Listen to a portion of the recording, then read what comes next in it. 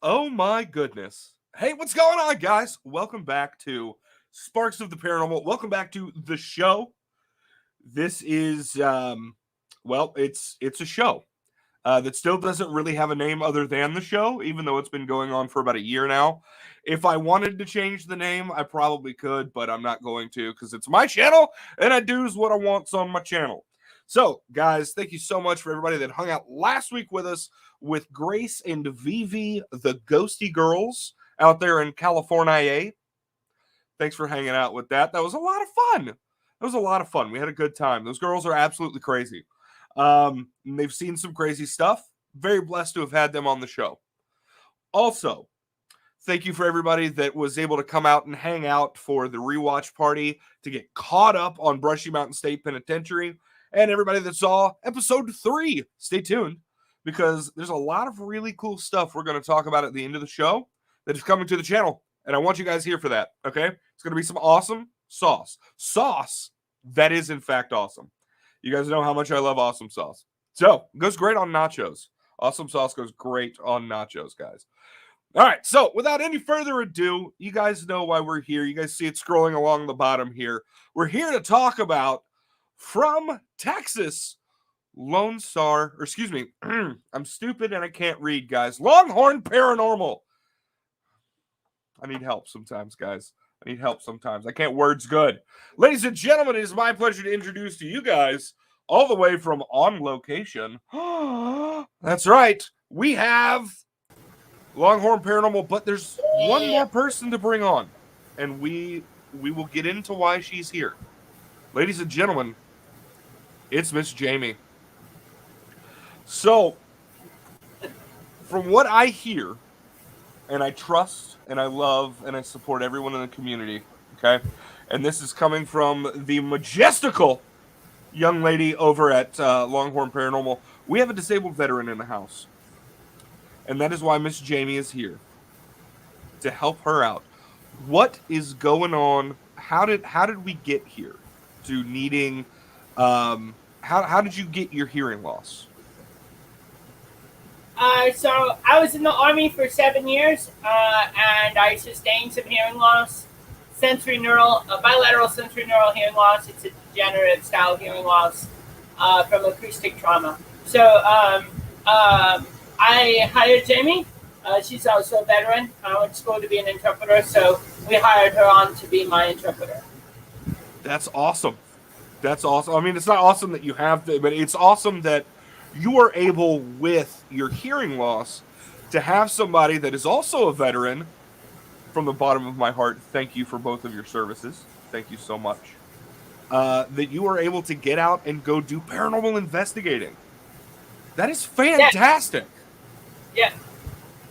I love it. I love it. So, I know without these people. that's the best thing about a team, is that it takes the whole team to drive the insanity bus forward. And, and we're all crazy, so don't take that bad. There's something I say on here all the time. We are insane people because our idea of a good time is going and talking to dead people. So that's not normal. Normal people scare me. The dead are great. Let's say hi to some people here real quick. We have my girlfriend and co-investigator Keisha is in the house as always. We have Miss Tanya, who has become a huge part of this community. We love her so much. We've got Tony from Haunted Expeditions out in Tennessee with us. We have my good buddy Dantex, aka Paranormal Unity, inside of one person. One person does all of that. But yeah, guys, we're so very blessed. We've got Christina in the house. We have let's see who else is here. Mark B, Paranormal.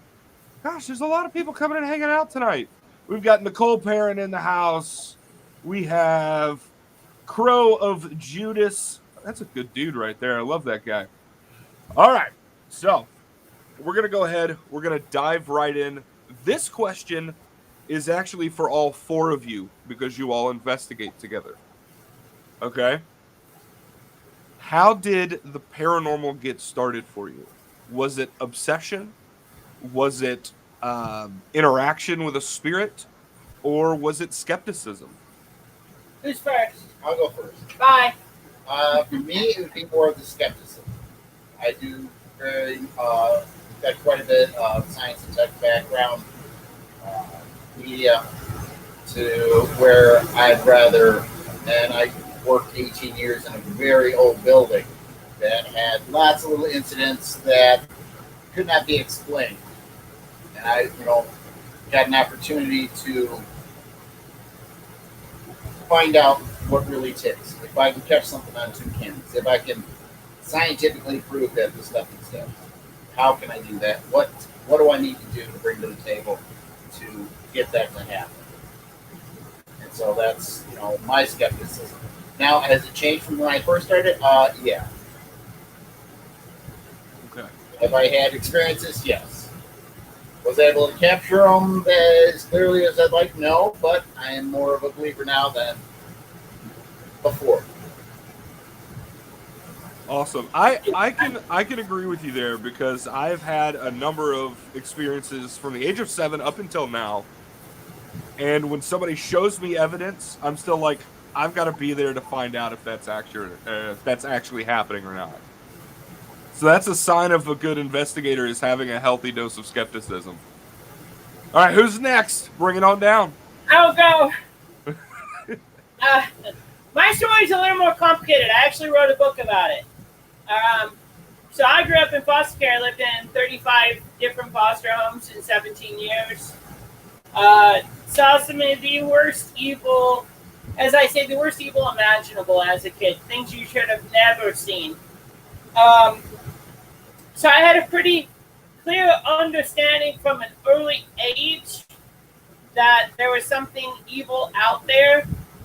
And as I kind of got into my teenage years, my escape was going to the library or finding ways to educate myself. I was the kid that did the math problems in the back of the book, kind of thing. And so I found my way to the public library and into the, I guess you could say, spiritual / paranormal section. And at 13, 14, I started learning about all kinds of different things, from ritualistic practices to witchcraft to Wiccan to types of spirituality, types of hauntings. And then I found a friend around 15, 16, and his name was Doug. And Doug and I went out and started ghost hunting together. So we're all originally from Chicago-ish area. Chicago. And so I went over with him to a place called Mantino State Hospital. Now, I had always kind of had this understanding that the paranormal was real, and I was trying to learn as much as I could, but I had never had a quote-unquote paranormal experience until I went to the nearly 40-building complex known as Mantino State Hospital. And when we used to do these interviews, I'd tell people I don't tell the story, but I've gotten more comfortable doing it. Remember back in the day, the old Canon flip door cameras? And yeah, I had one of those. And so I had my little handheld video camera. I had a couple, these hardware store silver cases, utility cases. I kind of laugh at that now. We have over 100 cases, but I thought I was the bee's knees at 16 with my 2 silver cases of equipment, all just kind of tossed in this box. And so I went into Mantino with my video camera, and as we're going through this H-shaped building, I look down at my screen, my little 4-inch LCD screen, and there is a full body apparition on it, and it's moving towards my camera. I look up, I don't see it. Very, very Hollywood-esque. I look down, I don't see it. I look up, and it's right here. I dropped the camera, screamed, ran out of the building, didn't know what I had done, never went back, went home, and for the next week was hell on earth in my newly adopted parents' home. I had to explain to them how I had trespassed into Mantino State Hospital. Snuck out, shouldn't have been there to begin with, and had a paranormal experience, and now I felt like something very evil was in my room. I had my first attachment experience at 16. A priest came into the home, took one step into the home, said, "Sorry, can't help you. I'm out of here." And that's when I knew it was bad. My dad called in a pastor who came in and did a home blessing. I had to go spend a week at my grandmother's house because things got so bad at the house. Whatever it was I brought home was not good. They had to do a cleansing and a blessing of the house. And from that moment on, I was hooked. And then 17, I went into the Army, took a couple years off from this. But I still kept learning, and I actually interned under Lorraine Warren for a little while. So she taught me a lot of stuff. And then out of the Army I came. Kim became my best friend. And one day I was sitting down on the couch and I said, "Guys, let's put this thing back together. Let's create a TV show that's better than anything that's out there. And let's create a private client base that is better, a way that we can help private clients better than anybody out there." And it wasn't about bashing anybody else, but I really wanted to make a name for ourselves as, paranormal people. We took $5 and we've turned it into a $500,000 brand now. And that's been by how we treat our fans, how we take care of our private clients, and how we conduct ourselves. And where we investigate what we do. Yeah. We went from, this theory of just ghost hunting to incorporating science, history, and paranormal in a way that hasn't been done, and it's catching on. And so that's kind of how it all came to be for me. And we've blown up. We're now world-renowned paranormal investigators. That's awesome. That is awesome. For me, I am more of the grounded spiritual person on our team. I'm the one that carries the Bible, that prays on the rosaries, that brings these on every single investigation. Sorry. I have MS and sometimes I have aphasia, so the words that I try and get up aren't exactly as I intended them to get out of my mouth. Anyway, I became Catholic late in life. I went through adult education for Catholicism, and I just love the ritualistic of the religion. You always know what's going to come next. I really liked that, and so I got confirmed in all of that, and so I'm the one that prays every day. I lead our prayers after an investigation to help make sure nothing comes with us when we leave. So I'm more the grounded person. Nothing scares me. My faith, I'm not afraid to die. I'm not afraid that some demon's going to eat me, anything like that. So I'm kind of the fearless one. But I'm usually the person in the nerve center, which I also like to call it the nerd center. So I sit in the trailer with all the screens, and usually I can watch everybody, but if they're on a ready cam instead of a static cam, I can't see where they are, and I don't know what's going on because there's no audio. But so I usually sit there and watch that and take notes on what I do see. And I've seen a lot of crazy shit the last few years. In fact, one of our last locations, we had a not so nice entity, and it broke my rosaries. So I'm still pissed about that. Yeah. But yeah, I have just found this to be fascinating, and as a team, being able to work with my brother and my best friend, I just think it's a fabulous opportunity that we have, that we can travel and do this. And actually, Stephen finally took a leap not too long ago where he quit his day job. Wow. Yeah. Yeah, so buy merch. Bye, Mark. Buy the defibrillator. And we bought our first tour bus. So we're we're kind of like freaking out right now. Lots of big changes. We're going through growing pains. Yeah. Yeah. Yes. Yeah. That's awesome. That is awesome, though. And guys, you know how I feel about merch. Go buy merch, okay? Do it. Help people out that are working hard, that are bringing you good stuff, okay? If you enjoy what they're doing, buy the merch.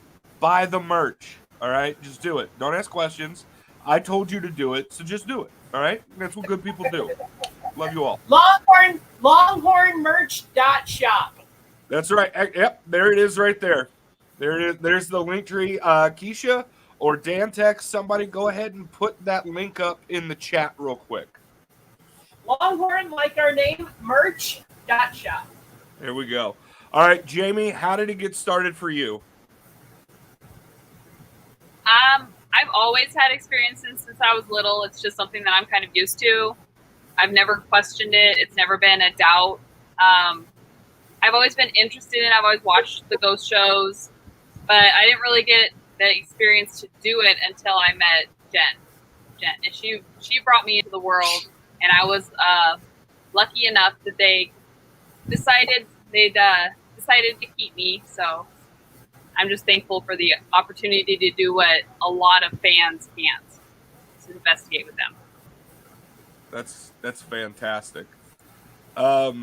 It's so cool that you brought your interpreter into the investigations to be able to do stuff like that. Like I want more people to do that. I want more people to bring more people in.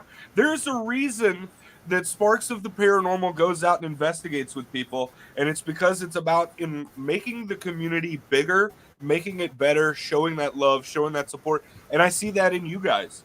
You guys are showing that love. You're showing that support to your fan base. You know, And it's awesome. another thing we've been able to do is open up the paranormal television for the deaf and hard of hearing community. So Jamie has a series of interns whose only job is to closed caption our content. And so we're able to provide in a way that other platforms are not. And get that, open that door to accessibility for people. So that's huge. We just did a fan event in October of last year on Halloween where we actually had a blind guy come. And on a paranormal investigation through a multi-story haunted place, and we were able to coordinate it to where we made the venue friendly enough that this man could actually navigate stairs and things like that. So we are really going out of our way to be the kind of the accessibility button for people who love the paranormal and maybe before haven't had that ability. That makes my heart happy. He did ask for a flashlight, though, so. Yeah. I think he had some degree of ability to see in a blur, from what I understood. I don't understand blind the same as maybe deaf, but I think he had some visual acuity, but it was not a clarity acuity. Yeah. Okay. That He makes still sense. used the walking stick and stuff. So Okay. So over the years, you guys have investigated a lot of places, I'm sure. So each of you give me a rundown of your favorite place that you have investigated. Let Jamie go first so she can interpret. Okay.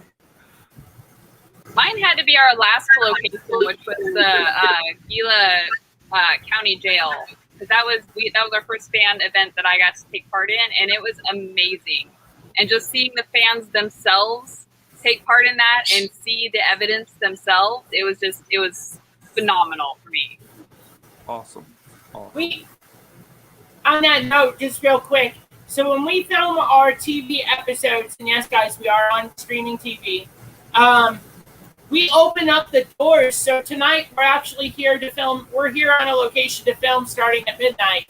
And so tomorrow all day, the main doors to the venue will be open, and we allow people to watch us film the episodes. Oh, that's which is cool. something that never happens. Yeah. Never. Done that at hotels where people are like, "Oh, this stuff is fake. This stuff is fake," and then they're like, "I'm gonna hang out at the door and go, oh my god, this stuff is real." Yeah. We're trying to break all the rules. You're next. I'm next. I got a couple of different things. I got one, like favorite thing I ever did was the Galveston Naval Museum. We got to investigate a battleship and a submarine, and it is incredibly, from the 1940s, World War II. Mm-hmm. It is incredibly amazing what these sailors did in the 1940s. How tight and how confined to the space this is, and how we had to work around so many different solutions to get cameras down ships where you had one path to get down and do stuff. You just can't imagine like having to deal with that in actual open water situation. Yeah, I think that submarine was probably the hardest episode we've ever filmed. Just logistically, to navigate the ship on top of all of our camera equipment and all the people and our sponsors were there. It was insane. I agree with Steven. Are you done? Yep. My favorite my favorite haunt and my favorite haunted place that I've ever had the privilege of going to was the Joliet Prison. Ooh. And I will tell you why. Fun fact here for the history book. So this is a twofold thing. One, the Joliet Prison is my favorite place I've ever investigated because I'm related to Al Capone. So that's really cool. Al Capone's my great uncle. If you put a photo of me side by side, there's no question. So that's pretty cool. True story. True story. Remember, we're all from Chicago. I'm Italian. And so that was an amazing thing to be able to do. But also, so yeah, Al Capone's my great uncle. In terms of my favorite historical place, and shameless plug, my favorite place and we go there about once a month, is the Jerome Grand Hotel. And we are actually the only paranormal TV show allowed in the building anymore. Because of a lot of issues. And I won't say more than that, but that is my favorite place. I literally have a little name tag that says tour guide because I know the ins and the outs and the stories, and I love that place. There's something that is just so enchanting about that place. So if you have not stayed at the Jerome Grand Hotel, it is worth the trip to Northern Arizona. We all have name tags. Yes. Spirit and I think we all know who it is that made it so paranormal teams couldn't go in there. We're not going to mention their names. Yeah. We had to really work hard. When we first started going there, we weren't allowed in either. But we have worked hard to mend that relationship for a lot of people. Yeah. And with the general manager, and she's bounced ideas off of us. We've bounced them off of her. We actually, and I don't mean to put too fine of a point on it, because of us, there is a little more grace now than there was maybe a couple years ago. And so, like, they recently made new rules, and the general manager sent me a copy of the rules and said, "What do you think about our paranormal guidelines, for investigating the building?" And the big thing is the owner does not like to promote it being a haunted place. He likes to promote it being a historical hotel that used to be a hospital, and that's how he is. And so there is a very fine line that is played in that building, and so we've really worked hard to mend a relationship with the general manager and the owner that a lot of people have ruined. So, so it's a very delicate balance, and we have a great relationship. They're actually a fun fact. They have so we have production IDs, and they have one that says Team Mom, and underneath in parentheses it says "Watch out, she spanks hard." And then we have one that says Team Dad, and it says Official Team Curmudgeon. Yeah, so we have a great relationship, and actually I think, our Team Dad is here actually in the comments. I see him now. Tim Mosier. Is he lurking? He's lurking in the comments. But yeah, so check out the Jerome Grand Hotel. That's my other favorite place. I think I'm done. I think it's Ken's turn. I don't have a favorite place. I have favorite experiences, and a lot of them are with our private clients, which we do not air. We do not publish anything about them. We don't use any of the footage and any of Which the sucks. we put, which is sad because we've got some really wild stuff that we've done and captured and seen, and you wouldn't believe it. My favorite though had to have been, there was a photograph that was haunting a man, and that man was in Mexico, and he mailed the photo to us, and we wrapped it in ivory and all this stuff and kept it in the garage, and we had our medium come in, and she was able to see immediately that, and in front of her, that it was a 5-year-old girl who had been trapped in this photograph for 100 years, and all she wanted was to be reunited with her sister and her mother. So she's 5, so she kept having temper tantrums, which were showing up like poltergeistic stuff to the gentleman who had picked up the photograph, actually in Phoenix. But it followed him, what was in the photograph. So we were able to bring our medium in. Our medium was able to speak with her. Jen's dog, Luke, the German Shepherd, was zoned in, totally looking at the dog. This little girl had never pet a dog before, so she had to pet Luke. Now, I couldn't see And anything. you could see Luke reacting to something that was like you know how dogs are when you pet them. They have their kind of atypical character, and you could tell that he was reacting to something. Yeah. And what happened was then the medium was able to bring friends of hers that are in the other realm that specialize in helping bring people across the Rainbow Bridge, or whatever you want to call it. And so she invited those people to her house. Couldn't see them. They're supposedly over there, couldn't see them at all. And they were able to help her pass over and reunite with her mom and her sister. And Wow. one of my gifts is being able to vicariously feel the joy of others. Yeah. And I just felt this huge elation of joy when this little girl passed over. And the room it's as if the air was filled with smiley faces. I mean, it was so powerful and so beautiful at the same time, even though I couldn't see anything, but I could feel it. And that little girl visited our medium once just to say hi and thank you. So that was probably the most unbelievable, powerful thing I've ever seen or not seen. I felt it. And that was really cool. So I don't really have a favorite place. Everywhere we go, I get or feel something different. And I rarely see anything. Rarely. Yeah. That's why I sit in the nurse center. I take the equipment into a room. They lock me in solitary confinement for an hour, 3 different pieces of equipment, and I don't get one light, one bleep, one blip, nothing. So boring. So, yeah, I usually don't get any activity around myself, but I think part of it is I'm the spiritual grounded one, so anything malevolent doesn't really bother me. It stays clear of me. Yeah. But yeah, so I would say the private client stuff is what's most special to me. That's awesome. First of all, I've been on a battleship. There is just energy there.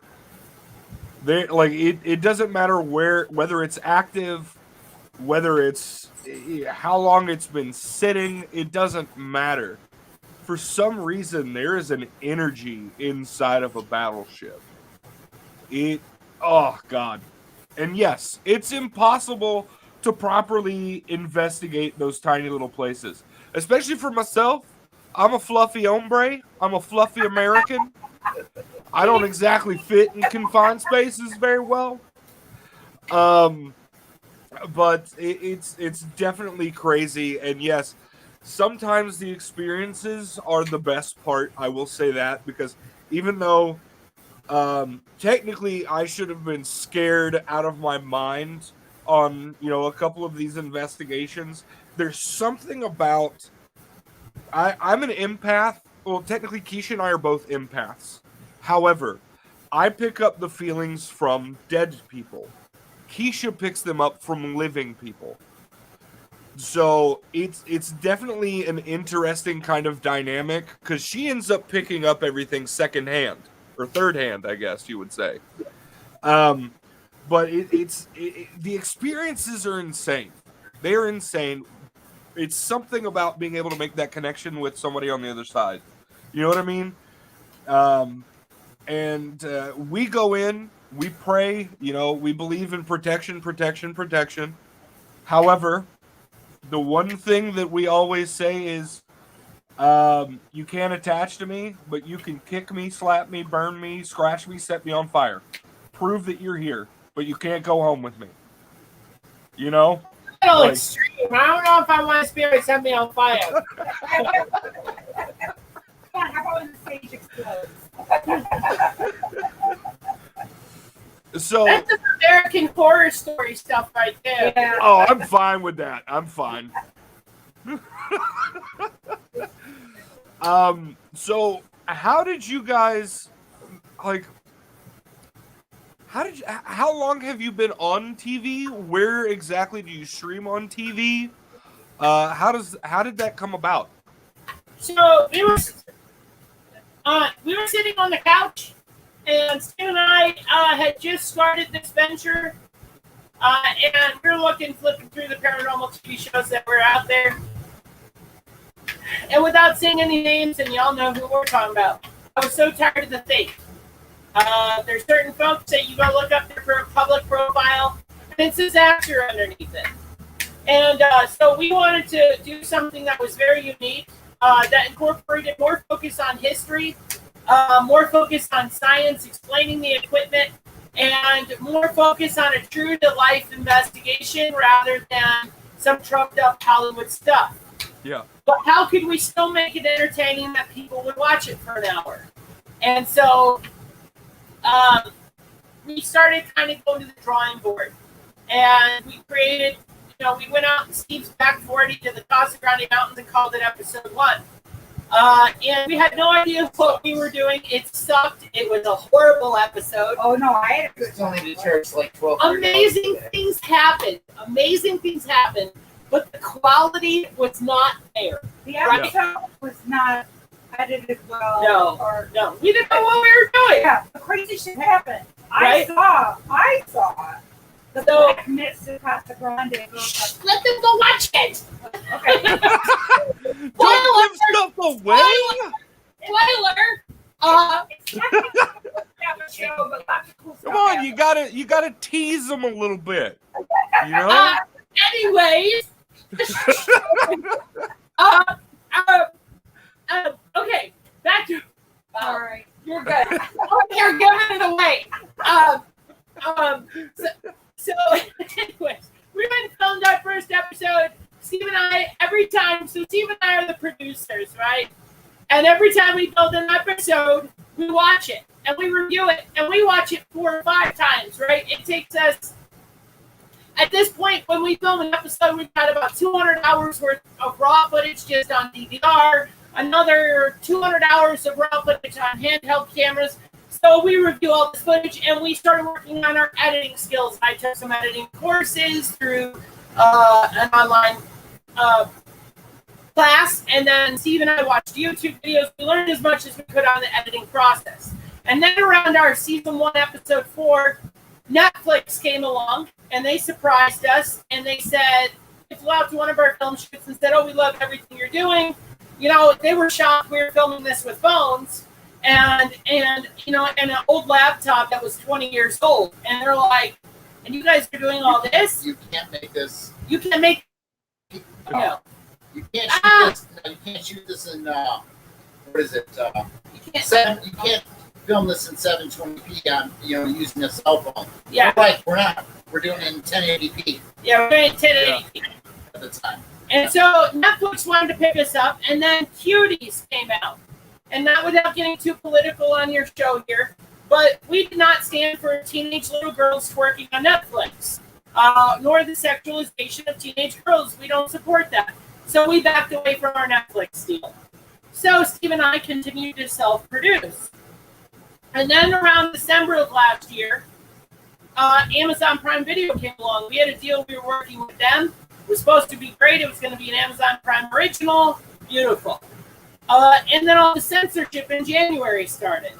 So we decided to back away from that because I'm a veteran, Jamie's a veteran. We have several veterans who work for us, and obviously we choose freedom. So instead of choosing money, we chose what was morally and valuably correct.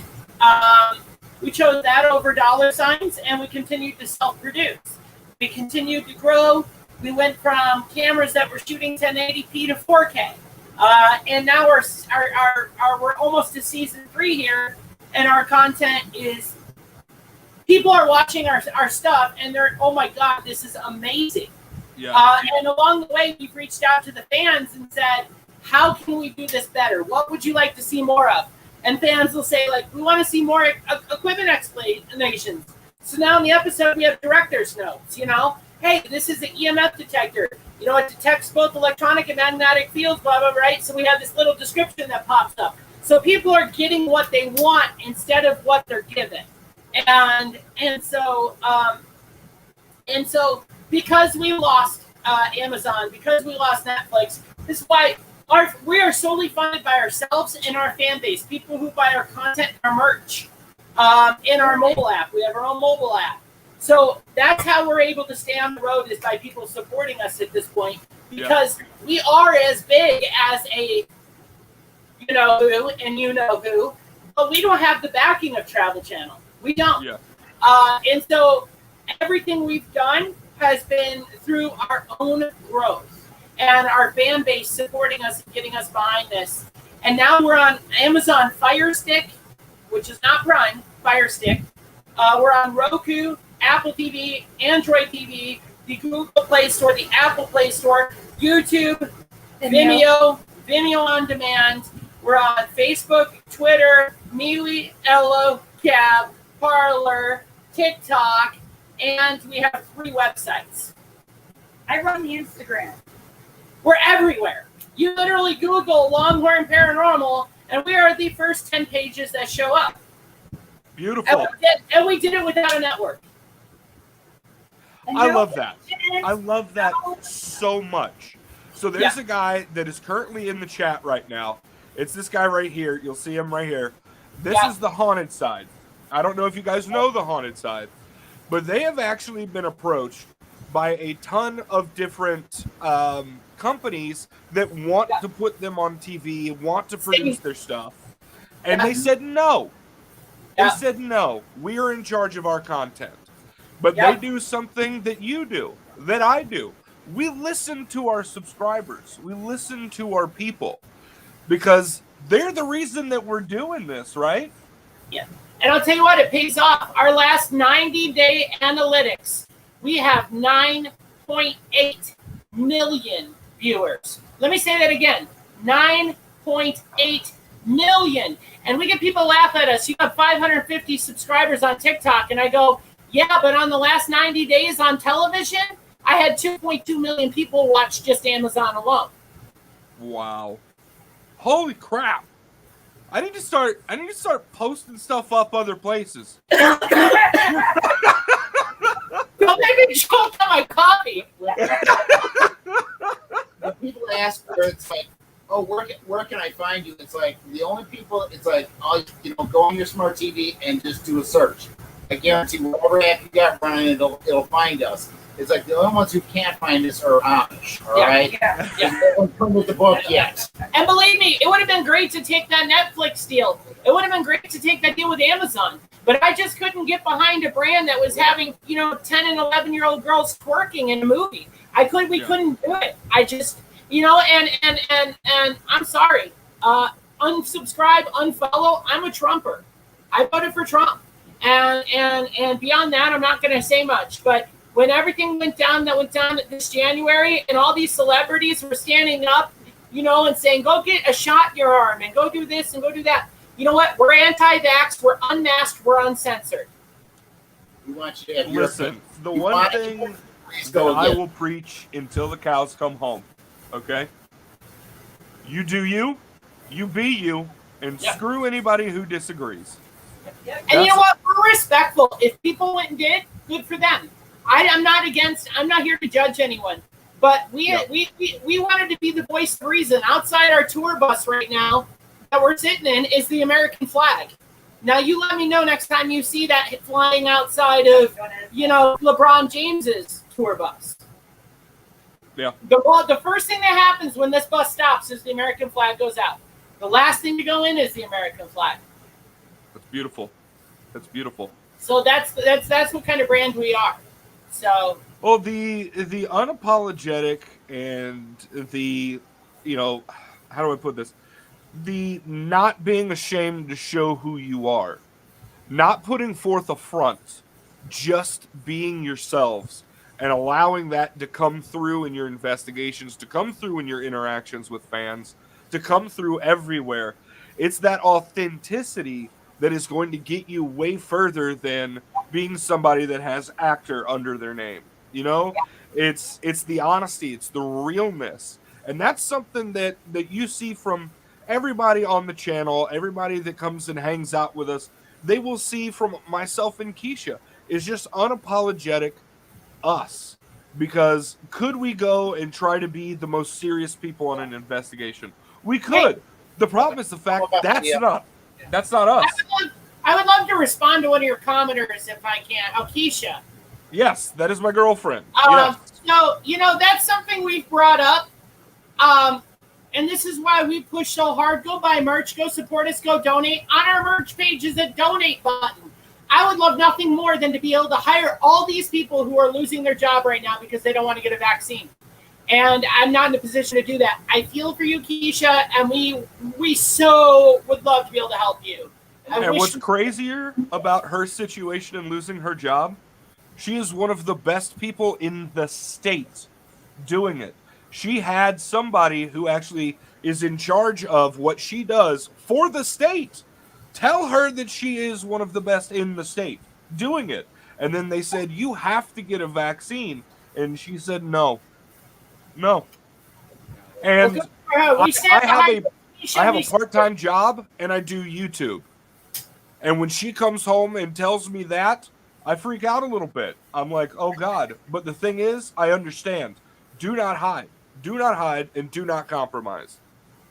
Yeah. Tell them the story about the guy at the hotel. Yeah, so this is a great story. Twice. Yeah. So I was passing through Missouri, and Kim was in Chicago, and we were basically meeting Kim just outside of St. Louis to scoop her up. When I was a child, like I said, I lived in 35 foster homes.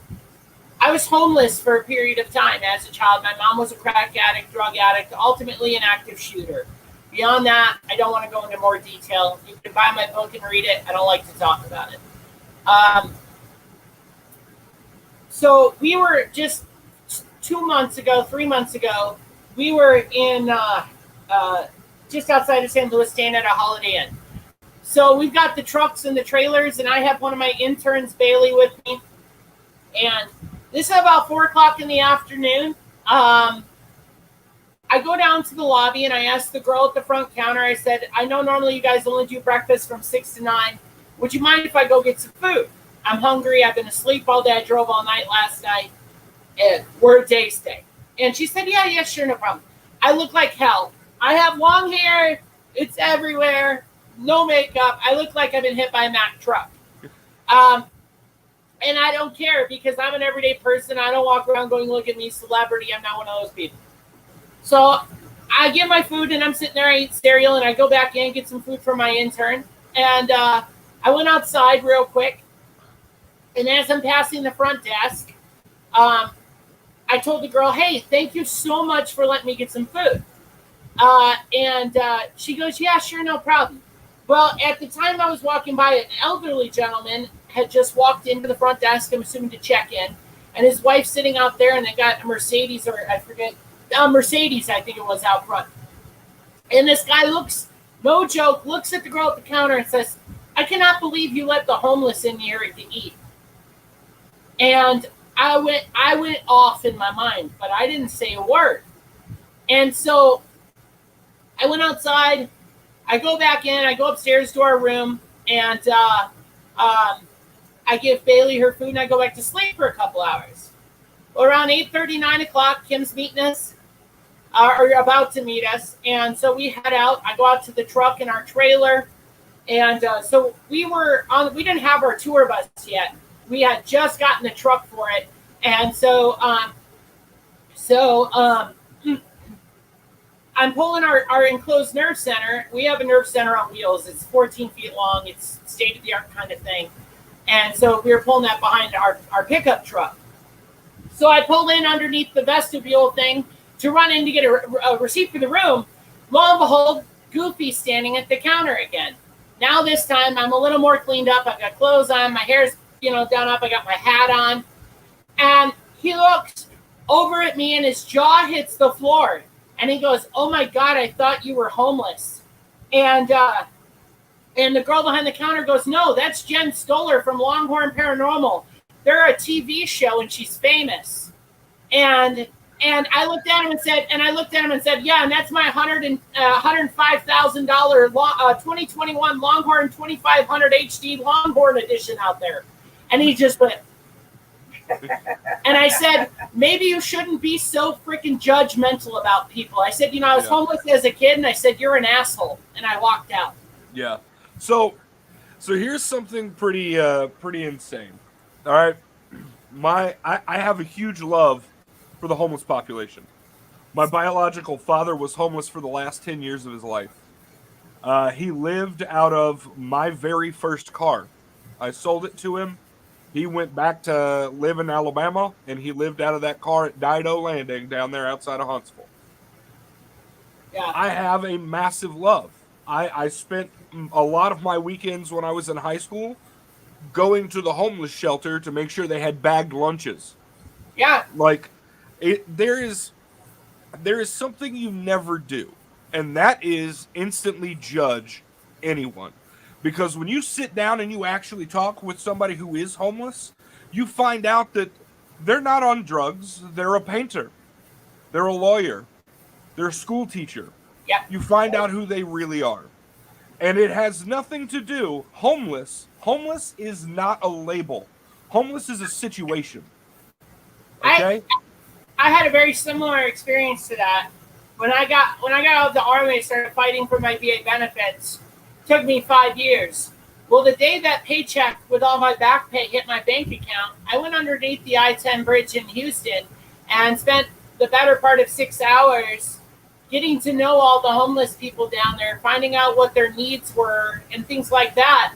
And then I went and donated $3,000 to the homeless underneath the I-10 bridge. I went and bought them tents. I walked around handing out 20s to a lot of people after I got to know them. And the ones that, I knew were doing drugs or, I could use some money, I want some money, those people I didn't give to. But the true people that, I had a house and this happened and blah, blah, and I could really use some help. Hey, here's $40, the best I can do. And I didn't have this show at the time or anything like that, but it was literally, I had never seen that much money in my life. And I literally called the VA. I'm like, "Can I send some of this back? I don't even know what to do with this kind of money. I've never had money." And so I'm sitting down and I go, "I'm going to go give it to the homeless." And that's what I did. And I got way more than $3,000. But I was married at the time, and that's what my spouse was willing to let me do. And so after we spent several hours getting to know the people in downtown Houston, the people that I knew had needs, I took the rest of the money and I went and got things for those people. So, we took $100. We bought a bunch of people tents and things like that. And so, that right there, you get to know these people. I hate when I see these people on the street corner getting judged, because if you only knew their story. Yeah. It's amazing. It's amazing. And I think the fact that you guys and I are having this conversation right now, live on YouTube, and this conversation is going to be taped forever and is going to be on the internet living forever, is huge. Because this part of I never expected this show to go this way. The one thing that I told you guys was that my questions and everything that we talk about is going to be based off of our conversation. All right? I didn't know at the beginning of this that we were going to talk about any of this, but it's incredibly important that we are. Otherwise, it wouldn't be happening. Correct? Yeah. So Yeah. let this live on forever and let people understand who we really are as people. I think that's incredibly important. Because reputation is huge. If you don't have a reputation, you don't end up with millions of viewers a month. You know what I mean? Yep. Don't hide who you are. Just be real. Yeah. Yep. Authenticity. Exactly. My favorite part of when we have fan events and we give the fans, our equipment to use, we teach them how to use it, and we send them in groups, and they do their own investigation and see things light up and how it works, and they can ask the questions. My favorite thing is at the end of the night when we wrap up, all of our fans, they give us hugs. Hugs. Yeah. Yeah. They don't say, "Hi, thanks." They're hugging us. I mean, to me, that's huge. Yeah. And you know what? Another thing I can't stand too is when people meet us, they're like, "Oh my God, it must be so cool to be famous." I'm like, I hate the word famous. I am a normal person just like you. We all take it to the grave the same. I've never seen a freaking U-Haul behind a hearse. The only difference between me and you is I have a really cool job. Yeah. I hate the word fame. And people don't understand this job isn't 9 to 5. It's not high paying. It's not high paying yet. It's hey, we've been working at this for 22 hours. We need to crash. Yeah. It's day 9. Can we take 5 minutes to go get groceries or something? I got to do laundry. We got to do like the human stuff, and it's like you just kind of forget about that. People don't understand that even if you just do YouTube full time, they're like, "Oh, well, you post like, one video a week." No. There's promotion. There is making sure your merch store is up to date. There is making sure that all of your content is still being viewed, doesn't have any copyright claims. There's making sure that all of this stuff is happening. And it takes every day of the week. It takes at least, like my good buddy Zach from Rooted Expeditions works 16 hours a day on YouTube, and that's all he does. And you guys have multiple platforms. Like, it is more than a full-time job. You need more than just you guys doing it. Yeah. My average work day, it's funny because there's been times that I've literally fallen asleep standing up. Yeah. And most nights of the week, I've slept on our nerve center floor. Kim has to literally wake me up. "Hey, you need to come to bed," because I'll fall asleep editing a video or with my laptop in my hands. My average day is I literally can be up at 4 or 5 a.m. and at midnight I'm still awake. Yeah. And that's what it is. I carry the title of CEO and founder of this brand. Ultimately, I've got amazing people who work for me, but at the end of the day, it's success or failure rides on my shoulders. Yeah. And I'm the one that's like, when I have to make sure that I'm taking care of my people and making sure that we're not missing anything. And, it's a constant, it's a struggle. People don't realize, and I love when people reach out to me, "Hey, I'm thinking about quitting my job and doing this full time." And I go, I hope you truly understand what that means. Yeah, because it's a massive undertaking. Even though I have a part-time job, and I just started, literally, day 1 of my part-time job was yesterday. And I already don't want to go back because I want to spend all of my time focused here. There's stuff that we want to do on the channel that by me being there is not going to get done. However, if I don't have money, nothing gets done. Yeah. That's why we have the merch store. That's why we have the PayPal links. That's why all of us do this stuff. Is to keep moving forward. We missed all of that, brother. You froze. Yeah, you frozen. Sorry. All right, cool. you said, I thought it was fantastic. Whatever you said, it was beautifully We'll look said. at it. 10 out of You. 10. I totally recommend. Totally just eloquent. But it's one of those things where if it doesn't get done, it doesn't get done. If I don't have the money to keep it going, if I don't have the money to be able to do StreamYard, if I don't have the money to be able to, keep my cell phone bill up or buy gas, buy groceries, all of this stuff, what's the point? That's the reason that we have merch stores. That's the reason you guys have merch stores. That's the reason there's, opportunity for PayPal donate. Look at that pillow. That's a beautiful pillow. I like that pillow.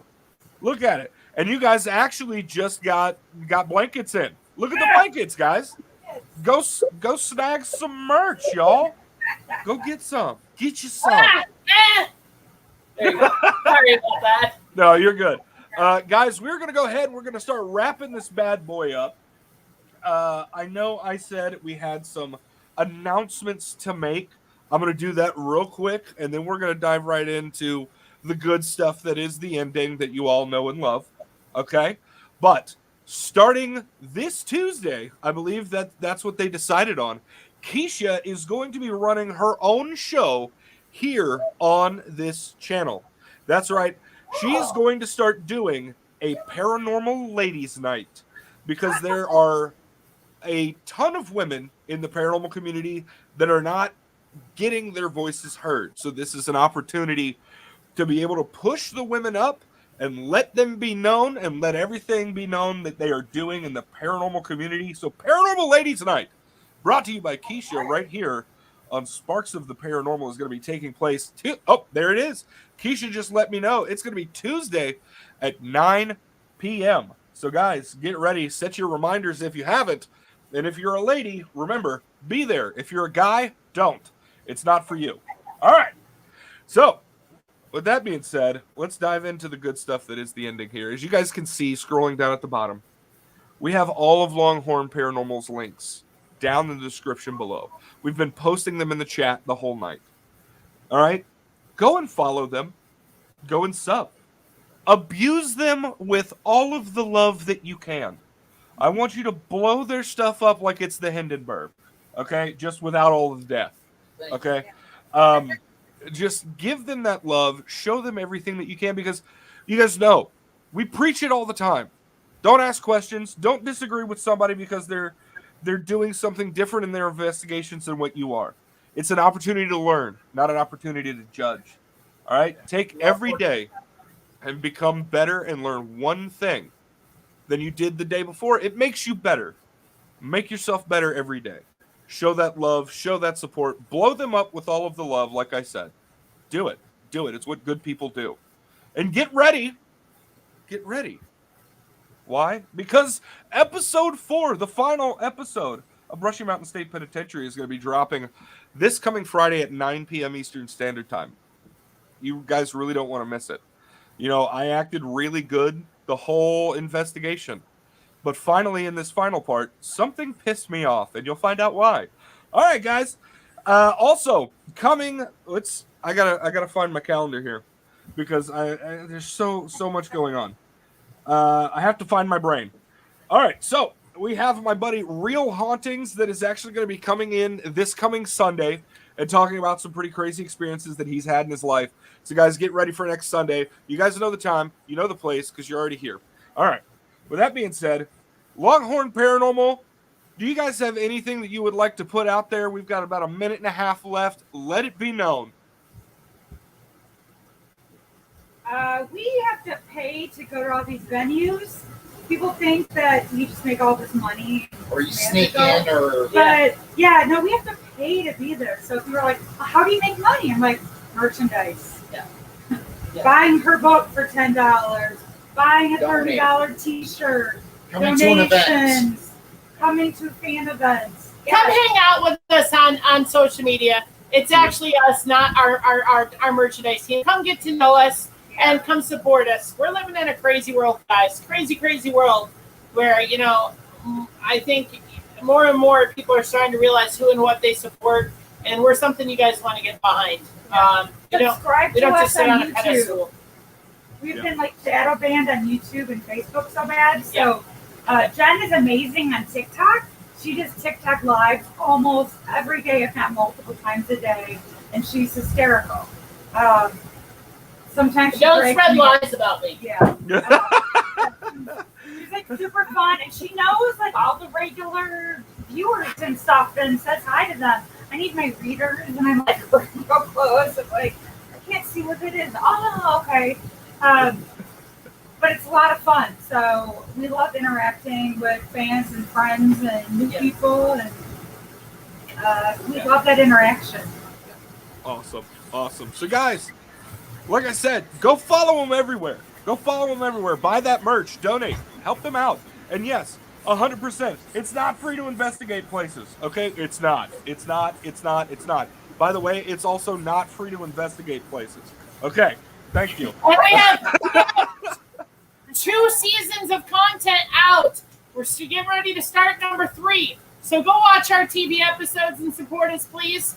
And actually like, comment and like.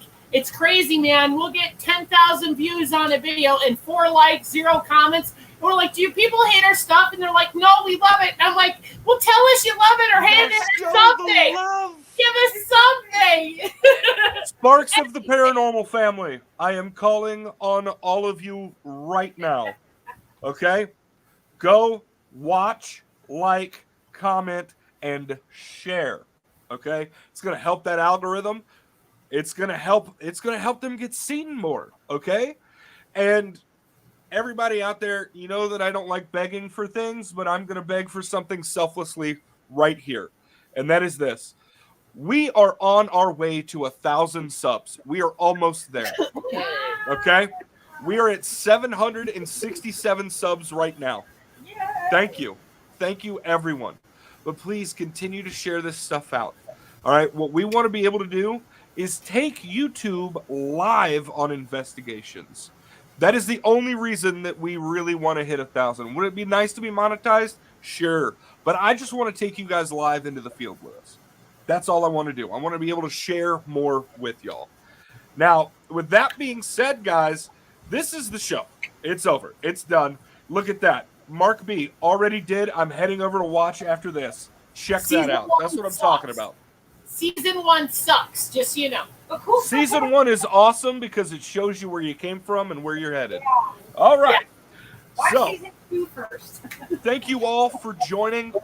Stay tuned for more great stuff, not only from Keisha and I, but also from Longhorn Paranormal, guys. We love you all so much. With that being said, God bless.